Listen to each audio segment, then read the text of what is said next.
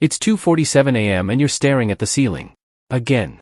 You started intermittent fasting 3 days ago to lose weight. Your eating window closed at 7 p.m. You did everything the app told you to do. But right now, your eyes are wide open. Your brain won't stop racing. Your body feels exhausted but completely wired. Here's the weird part. You're not even hungry anymore. You're just awake. Frustrated. Wondering what the hell is wrong with you. You followed all the rules. You skipped the late-night snacks. You're doing what millions of people say works. So why does your sleep suddenly feel broken? If this is you right now, keep watching. Because what I'm about to tell you will completely change how you think about fasting and sleep. And more importantly, it'll show you exactly why your sleep is suffering, and how to fix it. Here's what nobody tells you when they're selling you on intermittent fasting. You're not just changing when you eat.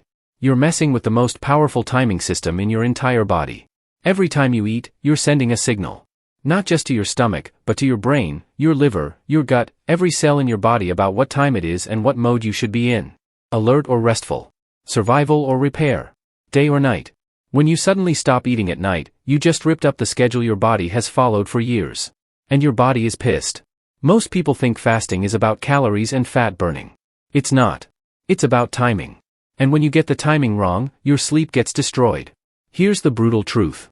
Poor sleep makes you hungrier the next day. It cranks up ghrelin, your hunger hormone. It drops leptin, your fullness hormone. It makes your body worse at managing blood sugar. One bad night of sleep can make you more insulin resistant the very next morning. So the tool you're using to fix your metabolism is quietly breaking the one system that controls your hunger, your energy, and your entire hormonal balance. Your sleep. But here's the part that changes everything. When you do fasting the right way, it doesn't just maintain your sleep. It can actually make it deeper, longer, and more restorative than it's been in years. The science is clear on this. People who stick with the right type of intermittent fasting for a few weeks start falling asleep faster. They stop waking up at 3 a.m. Their nighttime hunger vanishes. Their mornings feel sharp instead of foggy. This isn't luck. It's biology. The biggest change isn't even happening in your stomach. It's happening in a tiny cluster of neurons behind your eyes that controls when you feel awake and when you feel sleepy. This master clock in your brain talks to dozens of other clocks in your organs. Your liver. Your gut. Your pancreas. Your fat cells. And in the first 72 hours of fasting, your body thinks something is seriously wrong. It thinks you're starving. And it reacts the only way it knows how. By keeping you alert enough to go find food. Even if it's 3 a.m. and you're just trying to sleep. Let me walk you through what actually happens in those first few brutal days. Night 1, you might be fine. A little hungry before bed, but manageable. Night 2, falling asleep gets harder. Your mind starts racing. Night 3, you wake up at 2 a.m. for no reason, and you're awake for an hour. Your body is exhausted but your brain refuses to shut down. Some people get vivid dreams. Some just toss and turn. You might pee 3 times in one night. This can last anywhere from a few days to 2 weeks. And it feels like torture. But this doesn't mean fasting isn't working. It means your body is doing exactly what evolution designed it to do. If you enjoy our content and find it helpful, we have something special for you. We've just launched our second channel called The Wellness Hub. On this channel, we guide you how to lose visceral fat in a healthy and sustainable way, with practical tips, simple routines, and science-based advice. So make sure to check it out. I'm sure you're going to love it. The link is in the description. Do subscribe and support us there as well. Think of your body like an orchestra. Light is the conductor for your brain. Sunrise wakes you up. Sunset winds you down. But food is the conductor for your organs. For your entire life, you've eaten at the same times. Breakfast at 8. Lunch at noon. Dinner at 7. Maybe a snack at 10. Your liver, your gut, your pancreas, they've memorized the schedule. They run on it. When you suddenly change meal times, it's like half the orchestra is playing a different song. Everything is out of sync. That's why it feels like jet lag without ever leaving your house. Here's what's happening inside your body in those first 72 hours. Day 1, you're still running on glycogen, stored glucose in your liver and muscles. Easy fuel. Your brain loves it. But as glycogen drops, your body shifts gears. It starts breaking down fat, which takes longer and creates different signals. To keep you alert, because your ancestors needed to be sharp enough to hunt, your body releases stress hormones. Adrenaline. Cortisol. Just enough to keep you wired. Short-term fasting actually makes you more alert. Perfect if you're hunting. Terrible if you're trying to sleep at 11 p.m. Then there's ghrelin, your hunger hormone. If you've eaten a snack at 10 p.m. every night for 5 years, your body learned to release ghrelin at 9:45 p.m. like clockwork. You trained it. 10 p.m. snack meant comfort, Dopamine, a reward after a long day. Fasting doesn't delete that in 3 days. That pull toward the kitchen at night? It's not weakness. It's your internal clock expecting food. And when food doesn't show up, the signal gets louder. Your brain has a master clock that runs on light. But your organs have clocks that run on food. Every time you eat, you're timestamping your organs. You're telling your liver it's daytime. You're telling your pancreas to release insulin. You're telling your gut to digest. These food-based timestamps are insanely powerful. Studies show that just changing when you eat, without changing what or how much, can shift your internal clocks. And that changes your sleep, even before you lose a single pound. So why does sleep get worse at first? Because all your signals are fighting each other. Stress hormones spike in the evening. Your brain releases orexin, a wakefulness chemical, when it senses low calories. Your ancient wiring screams, food is scarce, stay sharp, find something to eat. Your modern brain says, it's 11 p.m., I need to sleep. These two programs collide. The result? You feel wired but tired. Exhausted but unable to shut down. In week 1 or 2, you traded nighttime snacking for nighttime anxiety. That's not failure. That's transition. Your body is learning. And here's the good news. These signals are trainable. Give your body consistent meal timing for a few weeks, and everything shifts. The hormones waking you up at 3 a.m. start protecting your sleep instead. Ghrelin moves to your new meal times. Cortisol smooths out. The wakefulness signals calm down. Your organ clocks sync with your brain clock. And your nights transform. Somewhere between week 2 and week 8, something clicks. The hunger at night fades. Not just a little. It disappears. Falling asleep gets easier. You're not lying there for 45 minutes replaying your day. You close your eyes and you're out in 10 minutes. Fewer middle-of-the-night wake-ups. And mornings feel different. Clearer. Lighter. No more food hangover. This isn't you getting used to hunger. Your internal clocks just learned a new schedule. Your liver, gut, and fat cells adjusted their rhythms to match your eating window. And when that happens, your sleep system finally gets room to work. Here's the most important thing I'll say in this entire video. It's not whether you fast. It's when you eat. You could fast 16 hours and eat for 8, and depending on when those 8 hours are, your sleep could get dramatically better or dramatically worse. Think about the difference. Early time-restricted feeding means eating during daylight. Your window might be 8 a.m. to 4 p.m. or 10 a.m. to 6 p.m. You're eating when your metabolism is naturally active, and you get a long overnight fast before bed. Compare that to eating from 1 p.m. to 9 p.m., or skipping breakfast but eating a huge meal right before bed. You're shoveling calories in near darkness. Your body is trying to sleep, but your heart rate stays elevated. Your core temperature stays high. Your gut is grinding away while your brain is trying to power down. The science is clear. Early eating windows improve blood sugar, insulin sensitivity, and sleep quality, even when people don't lose weight. Late night eating wrecks sleep quality. More wake-ups. Lighter, less restorative sleep. It's not about weight gain. It's about timing. Eating late puts your biology out of sync with your environment. And sleep pays the price. Over weeks of consistent fasting, ghrelin shifts to your new meal times. That 10 p.m. hunger you thought was permanent? It just stops.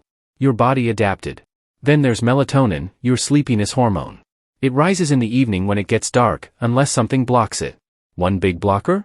Eating. Especially foods that spike blood sugar or demand heavy digestion. With less late eating, melatonin rises smoothly. You get naturally sleepy at the right time. Cortisol shifts too. In a healthy rhythm, cortisol peaks in the morning to wake you up, then drops through the day, hitting its lowest around midnight. But in people who eat late or have chaotic meal timing, cortisol spikes randomly, including at 3 a.m. With consistent fasting, cortisol patterns smooth out. Morning peaks get stronger. Middle-of-the-night surges stop. Your nervous system also changes. It has two modes. Sympathetic, your fight-or-flight system. And parasympathetic, your rest and digest system. With fewer heavy meals at night, your heart rate drops lower during sleep. Your parasympathetic system takes over. Some studies even show improved heart rate variability, a marker of resilience and recovery. Here's the paradox. You'd think eating less at night would make you feel weak. But most people report the opposite. Calmer evenings. Steadier energy during the day. Why? Stable blood sugar means no middle-of-the-night crashes. Mild ketosis from longer fasts provides slow, steady brain fuel. It's not a sugar roller coaster. It's a campfire. Consistent and calm. Fasting may also boost GABA, a calming neurotransmitter, and increase adenosine, which builds sleep pressure throughout the day. Let me tell you about some benefits nobody talks about. Digestive relief. Stopping food 3 to 4 hours before bed gives your gut time to finish. Digestion is intense. Your stomach churns. Your intestines move things along. Enzymes get released. Going to bed with a full stomach means all that's happening while you're trying to sleep. More reflux. More bloating. More discomfort. When you finish eating earlier, digestion wraps up before bed. People report way less heartburn and middle-of-the-night gut pain. Weight loss helps sleep apnea. Sleep apnea is when your airway collapses during sleep, cutting off your breathing dozens or hundreds of times a night. It's linked to excess weight, especially around the neck. Losing just 5 to 10% of your body weight can massively reduce sleep apnea severity. Less snoring. Fewer gasping episodes. Deeper sleep.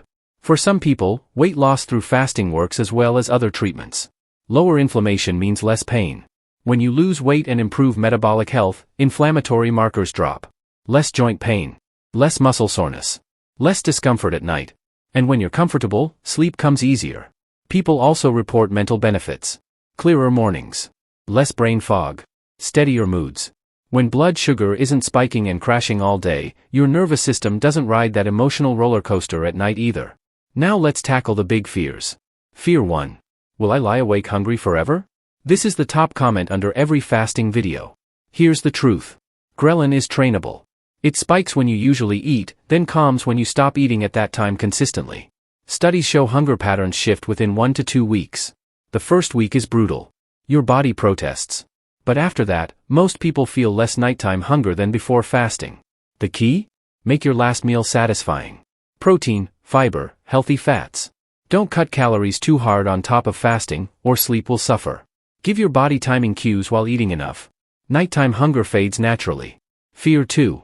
Will fasting destroy my hormones? You've probably heard, skipping breakfast tanks your cortisol and thyroid. It's more complicated. Most studies on moderate fasting in healthy adults show neutral or improved cortisol. No thyroid meltdown. No hormone collapse, as long as calories are adequate. Problems happen when you combine fasting with extreme calorie cuts, chronic stress, overtraining, and bad sleep. That mix wrecks hormones. But fasting alone, done moderately with enough food, supports natural rhythms. It's a tool. Use it smartly, it helps. Use it like punishment, it backfires. Fear 3. Will I lose muscle without late-night protein? Here's the reality. Overnight fasting is normal. Your body is built for it. Muscle loss comes from chronic undereating, no resistance training, or illness. Not from a 12-hour fast. If you enjoy our content and find it helpful, we have something special for you. We've just launched our second channel called The Wellness Hub. On this channel, we guide you how to lose visceral fat in a healthy and sustainable way, with practical tips, simple routines, and science-based advice. So make sure to check it out, I'm sure you're going to love it. The link is in the description. Do subscribe and support us there as well. Studies on time-restricted feeding with adequate protein and strength training show preserved or even increased lean mass. You don't need a 10 p.m. protein shake. Total daily protein and smart training matter. Hit those, your muscle is fine. Fear 4. Is this safe for me? Depends. Fasting isn't for everyone. Not during pregnancy or breastfeeding. Not with a history of eating disorders. Use caution with certain medical conditions or medications like insulin. Most studies are on healthy adults. If you're on meds or have health issues, talk to your doctor first. For sensitive groups, try a gentler approach. A mild 12-hour fast. Earlier dinners. No extreme windows. You can support sleep without going aggressive. Remember that fasting style that wrecks sleep? Aggressive late window fasting. Skipping breakfast, first meal at 1 or 2 p.m., then eating huge meals until 9 or 10 p.m. or later. Same fasting hours as early fasting, but flipped. This spikes blood sugar and fires up digestion right when your body wants to sleep. Heart rate stays high. Temperature stays up. You get those frustrating 1 to 3 a.m. wake-ups. The crazy part? Take the exact same window, shift it earlier, and sleep changes completely. Same hours, different timing, totally different results. Picture 6 months or a year from now. You're falling asleep at the same time every night without effort. No phone scrolling, waiting for sleepiness. You just feel tired at the right time and sleep. Some mornings you wake before your alarm, actually rested. No snooze button 3 times. That nightly snack battle? Gone. You don't miss it. You don't think about it. Your clothes fit better. Energy is steady. Mood is stable. You're not perfect, but you're consistent. And consistency changes everything. This isn't a cleanse or 30-day challenge. This is building a new 24-hour rhythm. Small boring decisions, like not eating after 8 p.m., reprogram decades of biology. The benefits compound. Better metabolic health, lower diabetes and heart disease risk. Consistent deep sleep, better memory, emotional strength, stronger immunity. You're not just changing body size. You're retraining metabolism and sleep to work with you. You're the architect of your biological rhythms. Here's your game plan. Phase 1, 1 to 2 weeks. Move your last meal 30 to 60 minutes earlier every few days. Dinner at 8? Try 7:30, then 7. Start with a 12-hour fast. Focus on eating enough calories, getting protein at meals, and not going to bed starving. If you're ravenous, you won't sleep. Have a satisfying last meal. Phase 2, 2 to 4 weeks. Try a 12, 14, or 16-hour fast depending on what's sustainable. But here's the rule. Keep 3 to 4 hours food-free before bed. No exceptions. This is the buffer your body needs to shift from digestion to sleep mode. Track 3 things. How fast you fall asleep. How often you wake up. How you feel in the first hour after waking. If sleep gets worse for more than a week, adjust. If it improves, you're on track. Phase 3, beyond 2 months. Adjust to your chronotype. Morning person? Earlier eating window. Night owl? Slightly later window, but keep that pre-bed buffer. Build in flexible days. 1 or 2 days a week where you relax the window but keep the pre-bed rule. This makes it sustainable. Watch caffeine. Coffee or tea late in your window can wreck sleep even if eating stops on time. Keep caffeine early. You're not stuck with bad sleep genes or nighttime cravings. Every time you decide when your last bite is, you're signaling your gut, liver, pancreas, and brain about what kind of night you'll have. You're in control. Use sleep as feedback. If a fasting style trashes your sleep week after week, it's not right for you, no matter how trendy. Your body gives you information. Listen. Adjust. Experiment. Find what works. If this connected the dots between fasting and sleep, hit that like button. Subscribe for more science-backed breakdowns on working with your biology, not against it. Send this to someone doing intermittent fasting and wondering why they're awake at 2 a.m. Click the video on screen to keep learning.